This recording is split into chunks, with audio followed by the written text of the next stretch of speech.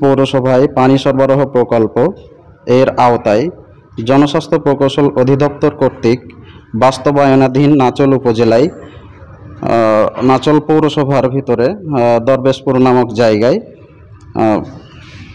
এফএসটিপি যেটা faecal sludge treatment plant নির্মাণ করা হয়েছে এবং এটার আজকে কার্যক্রম চলমান হবে।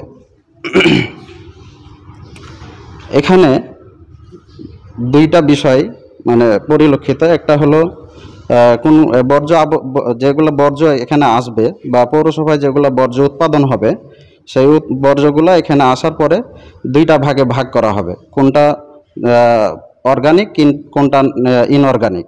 30 পৌরসভা থেকে বাস্তবায়িত ডিপিএইচের আওতায় এটা বাস্তবায়িত।